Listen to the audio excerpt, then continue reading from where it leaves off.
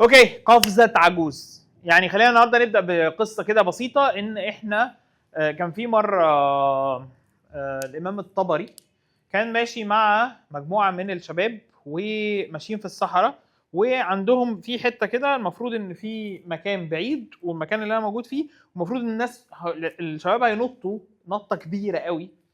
فالشباب كلهم خايفين ان هم ينطوها وواقفين عمالين يفكروا طب هننطها ازاي، طب نجيب حاجة، نجيب حبل، نرمي حاجة. هو راح راجع لورا وراح هوب واخد البتاع ونطها على طول. ف...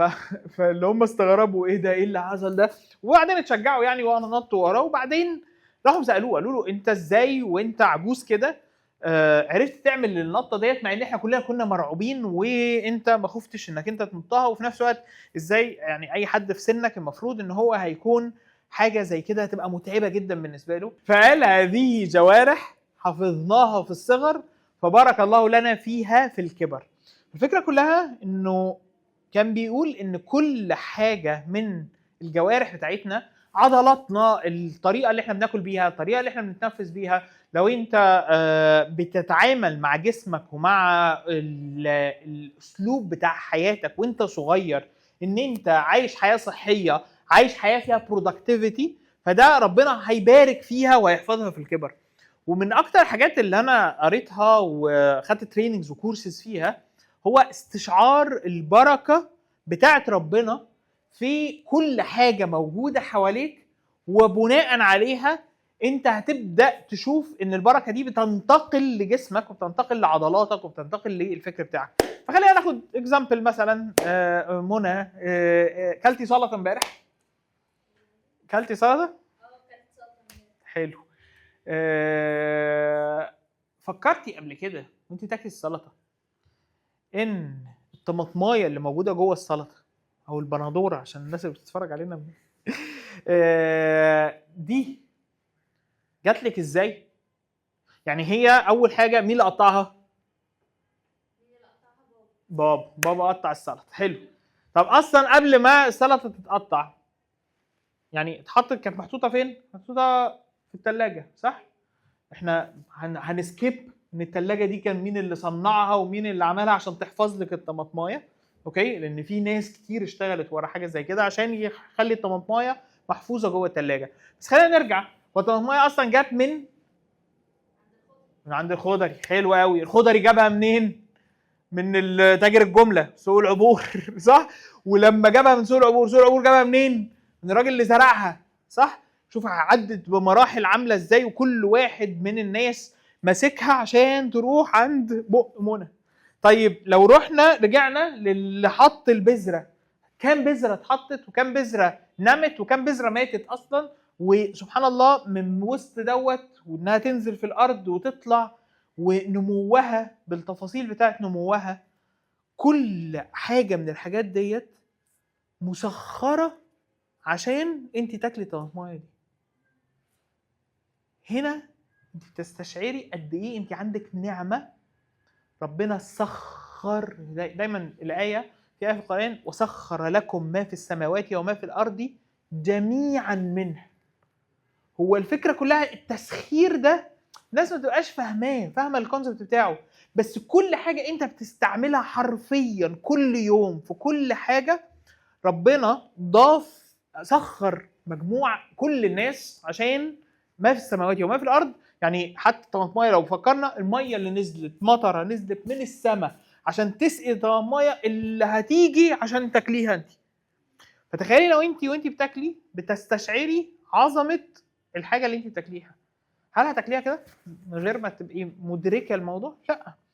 انا ادراكي واستمتاعي بالاكل وان انا احس بكل تفصيله موجوده فيه، هي دي اللي خلت الاكل يبقى فيه بركه. ليه؟ لان انا لما هعمل كده هقول شكرا يا رب، شكرا يا رب، وانا مؤمن ومدرك ايه الشكر ده ليه. فادراكك للشكر، يعني دايما ليه ربنا بيقول في القرآن وقليل من عبادي الشكور؟ لان لو انا قلت شكرا يا رب من غير ما ادرك النعمه وتاثيرها عليا وانها فعلا نعمه، وان انا فعلا مميز عن بقيه الخلق ان انا معايا الطماطمايه دي، لان يعني ربنا اختارها ليا من وسط كل حاجه وبقت موجوده عندي. فالفكره كلها شكر الله في هذا الوقت هو الشكر اللي ذكروا في قليل من يدرك كيف يشكر الله على النعمه دي. فقليل من يجد البركه بسبب شكره، لان ربنا قال ولئن شكرتم لازيدنكم. فلازيدنكم هي البركه اللي بتنتج من شكرك الصحيح للنعمه اللي انت بتشتغل عليها. وعشان تزيد البركه لازم تطبق بقى الحاجات اللي هي بيولوجيك موجوده، اللي هي ان احنا ناكل بايدينا اليمين، ناكل من قدامنا في الطبق، ما نقعدش يعني يا غلام سمي الله وكل بيمينك وكل مما يليك. 3 حاجات. سمي الله، لازم نقول بسم الله قبل ما ناكل عشان اسم الله يضيف البركه على كل حاجه. ثاني حاجه كل بيمينك، الناس بقى اتيكيت وشوكه وسكينه وناكل بايدينا الشمال انت دلوقتي عندك اتيكيت مسلم وعايز تبقى برودكتيف مسلم، فانت محتاج انك انت تاكل بايديك اليمين وتاكل من قدامك وتاكل وتسمي الله قبل الاكل. دول 3 حاجات اساسيه لازم ان انتوا تضيفوهم، وده هيفرق بشكل كبير جدا في البرودكتيفيتي، لان قصاده انت هتحس ان كل اكل انت بتضيفه عندك بتبدا انك انت تفكر فيه بالشكل ده. طب لو بصيت على الاكل اللي مش هيلثي، فلما تبدا تفكر في البروسيس بتاعه الاكل ده جالك ازاي، هتبدا تستكشف قد ايه في مصنعات دخلت في نصه ما جاش من الطبيعه على طول، هتبدا انك انت تقلل منه، وده هيخليك بتحفظ جوارحك وانت صغير، فربنا يبارك لك فيها فلما تكبر. ف يعني اي هوب ان الجزء ده، الجزء التغذيه ده مهم جدا، انك انت تبقى على طول شايل معاك حاجات هيلثي، حاجات تبقى موجوده بحيث انك انت ما تحتاجش انك انت تطلب حاجات مش هيلثي، حاجات مصنعه فتبدا انها تاثر عليك بشكل او باخر. يعني الحلقه الجايه كمان هنبدا نتكلم على حاجه مختلفه تانية هتفرق معانا بشكل كبير جدا في البرودكتيفيتي. بجانب النوم اللي اتكلمنا عليه والتغذيه، في حاجه رهيبه هتفرق معانا بشكل كبير جدا جدا، نتكلم عليها الحلقه الجايه ونتناقش بعمق اكتر ازاي تبقى برودكتيف مسلم.